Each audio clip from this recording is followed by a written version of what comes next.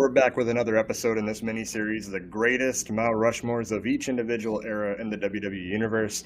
And I'm bringing in all the best content creators that's out there, so stick around. This is Triple Threat Wrestling.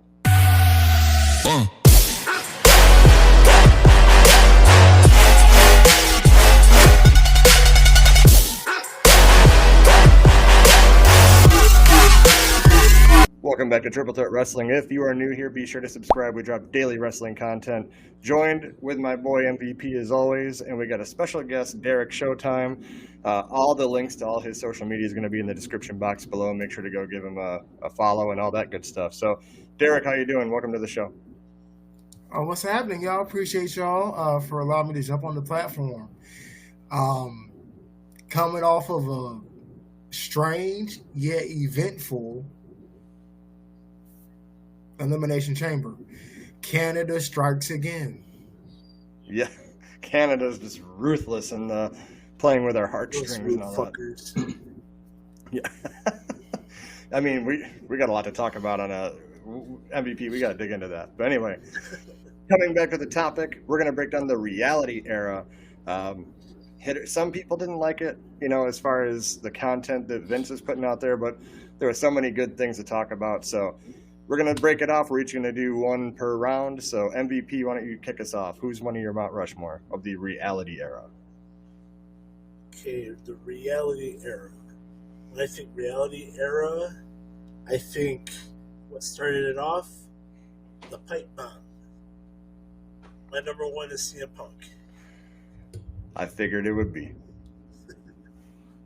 I mean, he pretty much spearheaded it with the pipe bomb and just remained relevant until the end of his tenure at the time. And just no way I could just no way he doesn't get on this for the reality era. So I'm going to see him Punk. That's solid. That's solid. I'm gonna go with. You know what? No, I'm not gonna go with. We're gonna go in the order we always go in. We're gonna kick it to Derrick. Sorry, we usually go clockwise on this thing, so we're gonna go to you. Right. Give us one of your Mount Rushmore. John Cena, for the simple was putting over new people. Kevin Owens, The Authority, helping bring up Ryback and Dolph Ziggler. He had a rivalry with Randy Orton too, so I'm gonna say Cena is more for me. A superstar. Sounds good. All right. Well, I'm gonna go with my number one superstars of the reality era, Mount Rushmore. I got to go Bray Wyatt because he was breaking molds that we had not seen before, bringing in the Wyatt family, creating great moments with the Shield and all that good stuff. I mean, he's definitely got to be on here for me. I mean, and it's not just because he's passed, and rest in peace to Bray, but man, he was one of the pillars, I think, of the reality era. So I got to go my boy Bray Wyatt. So MVP, we're coming to you for your second superstar. My second superstar from the reality era will have to be Daniel Bryan. Now, when CM Punk just up and leaves in 2014, the beginning of 2014, somebody has to pick up the reins and take it over. And the superstar that did that was Daniel Bryan. He spearheaded the Yes movement. He got everyone in the crowd, like at every show, wanted to just take over Raw. And if it wasn't CM Punk chants, it was the Yes chants. And it all culminated at WrestleMania 30 when he wins the WWE World Heavyweight title against Batista and Randy Orton. And Daniel Bryan, he didn't end up being in that Rumble, and you have Batista winning it, and just a sea of boos. Yeah. And then number 30 in that Rumble happened to be Rey Mysterio. And when Rey Mysterio gets booed, you have problems. So Yes. Daniel Bryan is my Yes. second. All right, Daniel Bryan is a good one. Kicking it back to Derek, who's your second superstar on your Mount Rushmore? Reality Era second superstar of the era. Honestly, I'm going Randy Orton. I'm gonna piggyback off of WrestleMania 30. Randy, that era with him coming out with Legacy and then shifting to the Authority, that was some diabolical stuff. I mean, Randy was on a different level, and you just did not want to mess with him. He knew how to get inside that head, and boy, great work. Yeah, no, Randy Orton is a solid pick. So, you know what? I'm gonna do it. I'm gonna go number 2 here.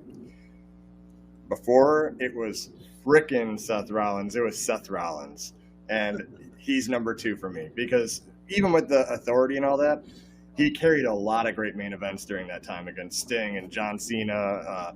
I believe he held 2 belts, United States and the World Championship. Yes, so he was. I mean, he was Seth Rollins 2 belts before his wife Becky 2 belts, but that's hey.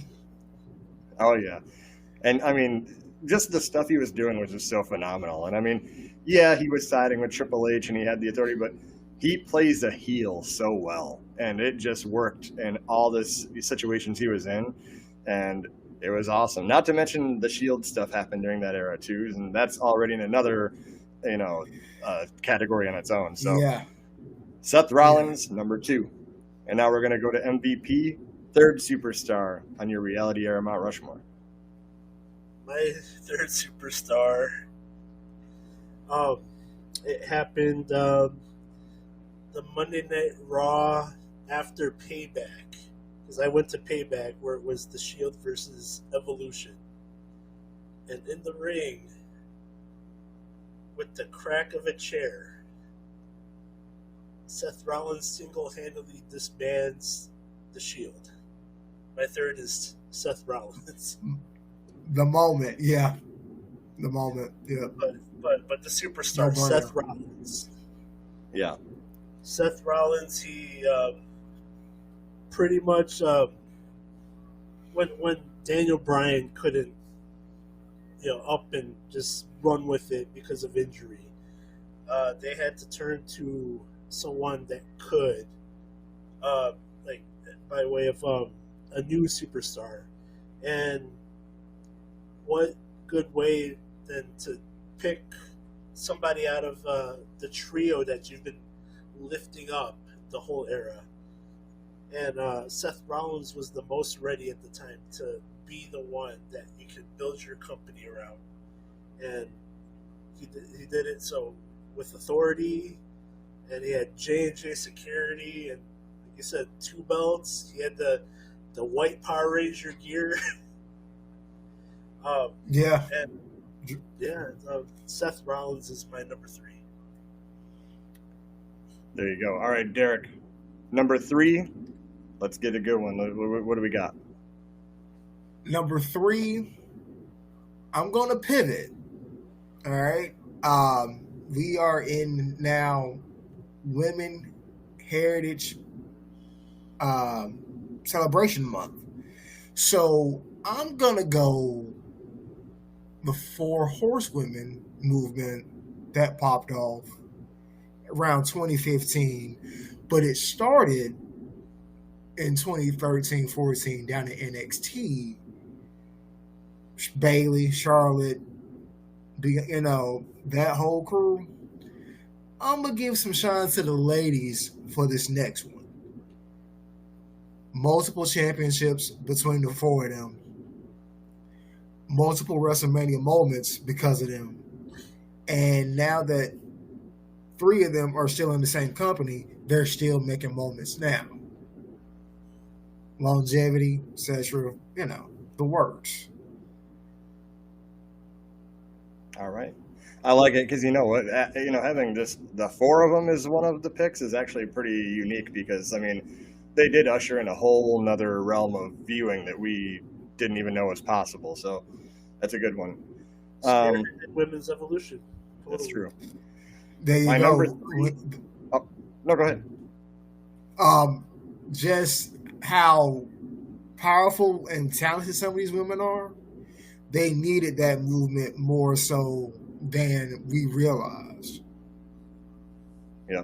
It's pretty much the point I wanted to make on that because nobody really cared for women's wrestling prior to it or even, when you had it. So it was a good moment. Yeah. I mean, and before that, all we had was the diva stuff, which was nothing quality. Clad women. Yeah. Jerry Springer type stuff. Yeah. Yeah. Bathroom break matches, basically. Yeah. Pretty much. Yeah, for sure. So, my number 3, I hate to copy, but I got to copy. I got to go CM Punk because so much great things happened with him during that era. One of the biggest title reigns during that era, 434 days, right, with Paul Heyman? Yep, 434. Yep, which was great. The whole leaving with the championship, coming back with demands and like the ice cream bars and just this whole like, this is how CM Punk needs to be, like the best in the world and none of the Nexus stuff and the straight edge stuff. He was just CM Punk and he meant business. And it was very refreshing. That's one of the, I've always said there's like 3 times I've had goosebumps in the last like 11 years. And the pipe bomb is one of them where I'm like, man, is this real or is it not real? And the second one is he left with the championship. And I'm like, oh my God, did he really leave with the championship? And the third one is when he comes back. And Matt knows this all too well. When, Cena's like looking around because Alberto Del Rio had just won the Money in the Bank. He hears the music. That's not Alberto. And he's like looking around, who is it? Punk comes out. And the best part of that is when Cena raises his belt and says the champ is here, but Punk raises his higher and Cena acknowledges it like, yeah, you are the champion. He leaves. Like that, all that is so well done. And for that reason, CM Punk, number 3. That was that moment it reminded me of the WrestleMania 10 build-up, right? Believe it or not. HBK and Razor Ramon, Godspeed Razor Ramon, we still miss you, buddy. That whole deal, that's what that storyline reminded me of in that moment. So I would definitely agree with the champion, my version, part 2 moment and storyline for Mount Rushmore. I will agree with that. That's a good one. For sure. So, MVP, it's time to close out your Mount Rushmore of the Reality Era. I had a hard time with this one because just so many good superstars came out of the Reality Era. But I ultimately went still not 100% sold on it, but I'm just gonna mark it down right now. Kevin Owens. I love that music. In the Reality Era, NXT really, really came up, and while still on the rise, Kevin Owens just comes in and just shoots it to the moon. He made a developmental brand relevant when it was more relevant when it was already on its way to be relevant, and just all that credibility when he came to the main roster, still NXT champion, and just confronting John Cena in his debut, it just gave it so much more credibility, and just the feud he had with John Cena coming up, and then when he ultimately won the Universal title in 2016, I meant to give it to Kevin Owens. nothing beats NXT when Sammy wins the title and Kevin Owens is so emotional with him and buckle bombs, or not buckle bombs, but apron bombs him. And just like, you're like, wow, that guy is despicable. And look where we are now. They're going to fight again because they have this long history Which they of just did. coming back to each other. Yep. Which they did tonight on the card of Elimination Chamber in the hometown. So yeah, they put on for the culture. Oh yeah, for sure. So, Derek, it's time to close out your Mount Rushmore of the reality era. Who's your fourth superstar? Okay, fourth superstar. I'm gonna have to do it tag team style, I think. It's a toss up between the New Day and the Usos. That's good. Yeah. Because that's a long history on its own. There you go. You talk about two teams who had a stranglehold on the tag team division and the rivalry that they had for the tag team division. You end up having two champions come out of that, and then for the WWE Championship, and Kofi and Big E, and you might get another one in main event Jey Uso if he can dethrone Gunther in 40 days. So He will. I'm gonna have to give that last spot for Mount Rushmore. PG, the 2011-16 era, I'm gonna have to give it combo to the Usos and to the New Day. I mean, their feud alone could have been the fourth pick too, because they had a long history together. But there you go. That's awesome. Yeah.